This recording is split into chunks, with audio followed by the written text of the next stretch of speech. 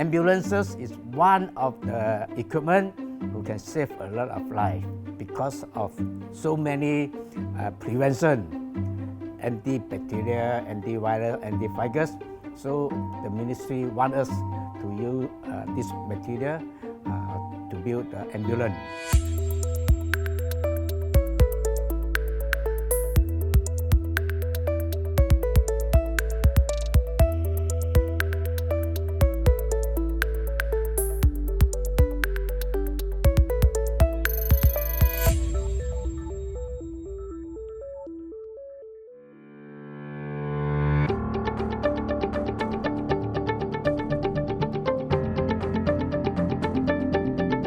Ambulans merupakan sejenis kenderaan pengangkutan kecemasan yang digunakan untuk membawa peralatan perubatan kepada pesakit yang berada di luar hospital dan memindahkan pesakit ke hospital untuk rawatan selanjutnya. Di negara kita, fabrikasi atau pembuatan ambulans diusahakan sendiri oleh syarikat-syarikat tempatan mengikut piawaian yang telah ditetapkan Kementerian Kesihatan Malaysia. We build this ambulance. At the moment, we are using fiberglass body. Fiberglass body is very easy to clean. That's why we are using this material. But today, the material have been changed. Our government also want us to change to ABS. ABS is a better material for ambulances. First thing is anti-bacterial, anti-fungus, antivirus, and even anti-COVID-19. So we will follow the advice from the Ministry of Health to follow the guideline to do a better ambulance in order to meet the demand of the public. Terdapat pelbagai jenis ambulans yang digunakan di negara kita. Bergantung kepada spesifikasi, fabrikasi ambulans ini boleh bermula dengan penggunaan kenderaan komersial seperti van sebagai kerangka asasnya. Ruangan dalaman van ini akan dipasang semula untuk membentuk kabin ambulans mengikut kriteria kejuruteraan yang telah ditetapkan. Fungsi ambulans berkait rapat dengan nyawa manusia. Atas sebab itu, bahan yang digunakan haruslah selaras dengan ciri-ciri keselamatan ini. Ini termasuklah penggunaan bahan ABS, sejenis plastik berkualiti yang dapat dihasilkan dalam bentuk grade yang kalis api dan kalis haba.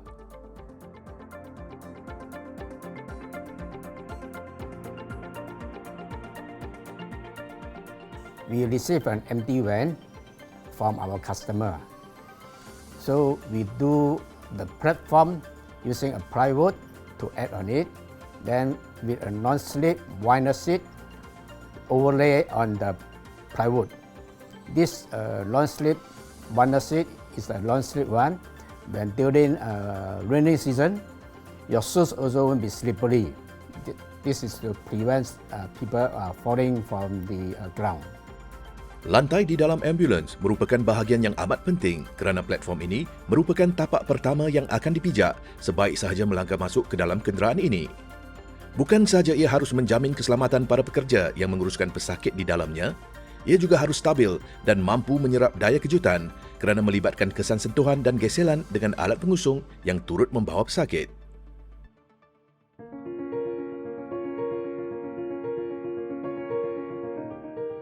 After that, we will do a partition. The partition is made by fiberglass and a medical cabinet.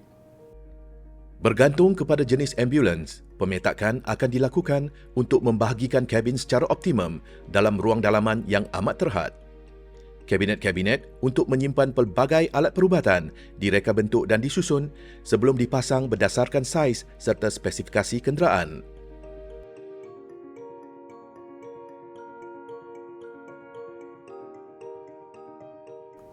We will do the medical cabinet complete already. Then we will mount the light bar and all the wiring. Fungsi sesebuah ambulans tidak akan lengkap tanpa lampu kecemasannya. Ia bertindak untuk memberi amaran kepada para pengguna jalan raya yang lain agar ambulans mampu meneruskan perjalanan dengan pantas dan selamat. Selepas lampu ini dipasang, ia akan diikuti dengan pemasangan sistem pendawaian dalaman yang berkaitan.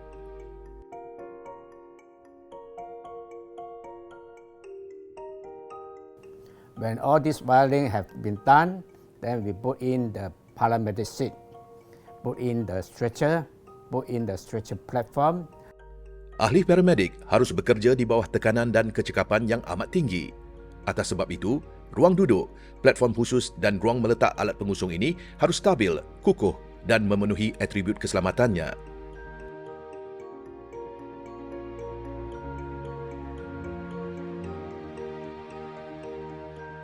Especially important is the oxygen pipeline. The oxygen pipeline is to save people with lack of oxygen, with other sickness. So for a basic ambulance to transport a place to another place, that is the hospital, to save people's life. Dalam keadaan kritikal, sistem bekalan oksigen merupakan alat yang paling penting untuk menyelamatkan pesakit yang sedang bertarung nyawa.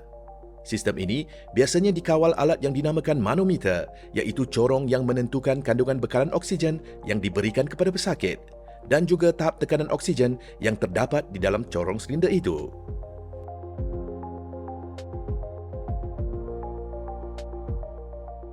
Besides oxygen pipeline, suction unit, we also provide AED for heart attack patient. So this type of equipment, we call it a basic standard ambulance. AED merupakan satu lagi alat perubatan responsif yang dipasang untuk menyelamatkan nyawa pesakit yang diserang penyakit jantung secara tiba-tiba. Alat ini direka dalam bentuk mudah alih dan senang digunakan oleh paramedik atau orang awam ketika berlaku kecemasan di dalam ambulans. In our business, we always talk about safety. We talk about road transport regulation. Our design all follow road transport regulation. Ambulances is one of the equipment who can save a lot of life. There are many other things. For example, during night time, if a victim fall into a very stiff land, we have a very special equipment. They call it a rotating light, turn into 360 degree, can shine around 500 meters away, so can save a lot of life. So this is the best use of our ambulance. Fungsi utama lampu kecemasan ambulans adalah untuk memberikan indikasi tentang tahap kritikal seseorang pesakit di dalamnya. Dalam keadaan gelap, lampu ini juga memancarkan cahaya yang amat diperlukan untuk memantau dan meneruskan kerja-kerja menyelamat di kawasan kemalangan.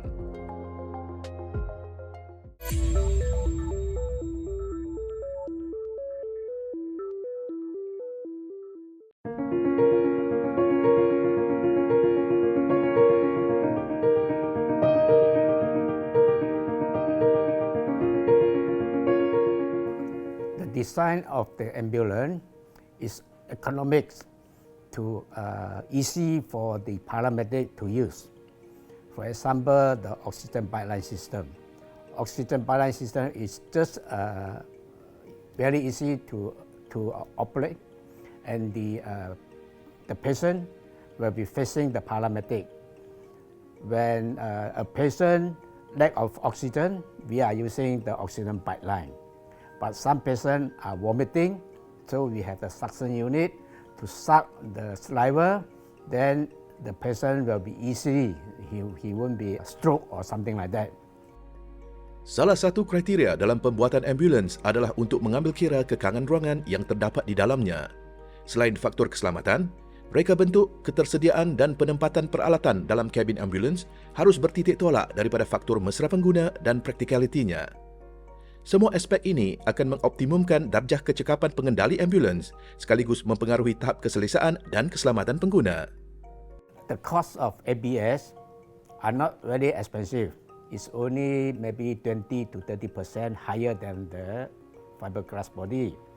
But because of so many prevention, antibacterial, antiviral, antifungus, so the ministry wants us to use this material to build the ambulance. The most expensive of the ambulance, that is the heart attack equipment. They call it ADB. Okay, this equipment you can have 40,000, you can have 50,000. It's all depend on the make. Walau apapun kosnya, harga yang paling tinggi terletak pada nyawa manusia itu sendiri. Perjalanan ambulans dari tempat kemalangan ke hospital mungkin hanya mengambil masa beberapa minit saja.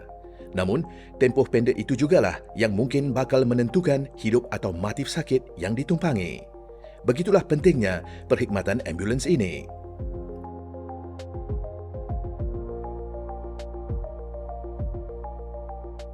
I also built van jenazah for the Muslim people. During 30 years ago, I learned this trick from one of old man, a Malay old man. He's very kind. He teach me how to do van jenazah. But van jenazah, for all the past years, are using manpower to carry the coffin. But today, we have come out with a latest design using a trolley. This trolley to save a lot of energy for people to go up to uphill.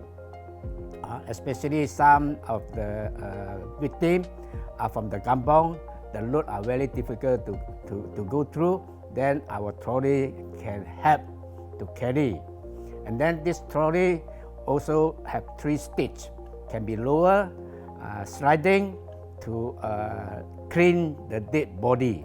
So this is the latest design in Malaysia. I suppose this is the first design built by my company. Fitrah manusia, setiap yang bernyawa pasti akan kembali semula ke tanah juga. Walau betapa mudah atau sukar seseorang itu pernah mengharungi kehidupannya, perjalanan terakhir ini biarlah dilalui dengan lancar dan diberkati. Di sinilah van jenazah memainkan peranan. Mungkin di sisi luarannya, van ini hanya menyediakan alat pengangkutan. Tetapi lebih daripada itu, ia sebenarnya memberikan ruang ketenangan yang amat diperlukan tatkala ahli keluarga tercinta sedang berkabung perasaan. Seperti ambulans, proses pembikinannya juga harus mengambil kira jenis bahan yang digunakan, ketersediaan dan keselesaan tempat keletakan, serta kos pengeluaran. Dengan kata lain, aspek keselamatan, practicality dan sensitiviti persekitaran harus diutamakan. For the calendar, we have a platform for the dead body to be cleaned by using water to clean. So the trolley is the best one because the trolley can be sliding down.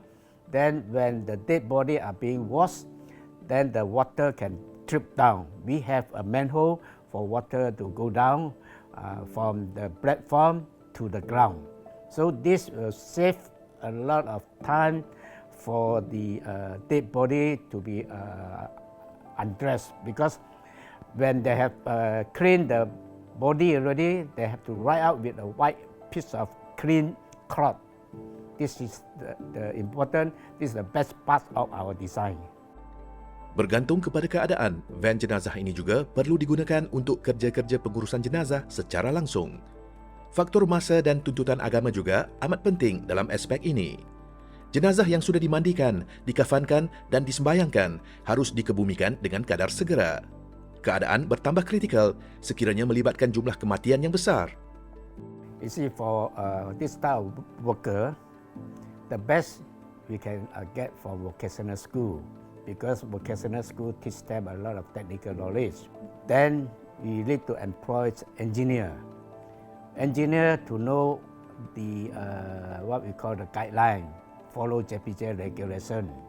The ordinance we have to learn a lot. Seperti ambulans, pembuatan van jenazah melibatkan kriteria kejuruteraan yang jitu untuk memenuhi piawaian yang telah digariskan. Peralatan canggih mungkin boleh didapati dari negara luar yang lebih maju. Namun dalam konteks aplikasinya di peringkat tempatan, industri ini memerlukan pekerja mahir yang turut sensitif dan memahami aspek ritual kebudayaan serta keagamaan.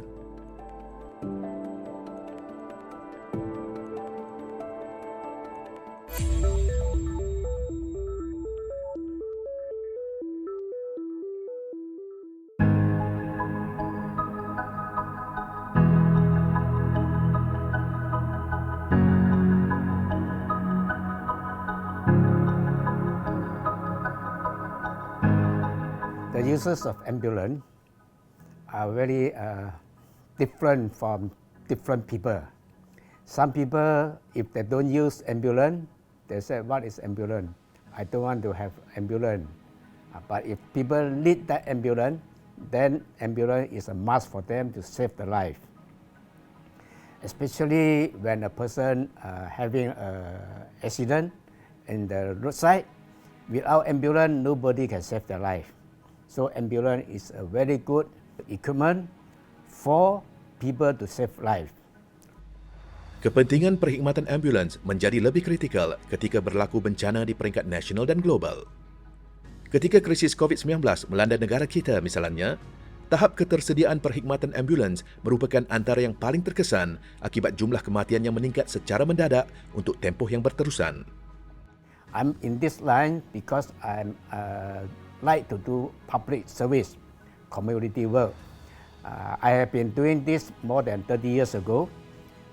During 30 years ago, when I want to learn ambulance, I go to United Kingdom to learn.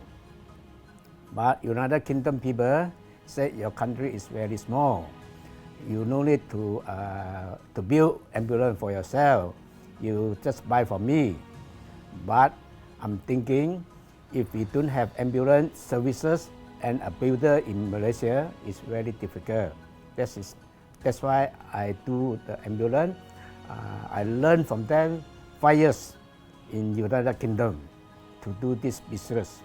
When I do this business, come back, then I approach Ministry of Health.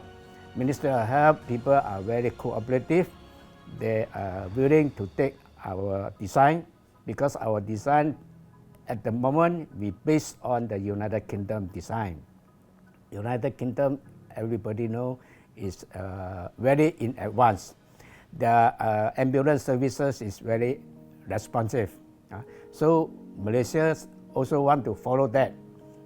Luckily, with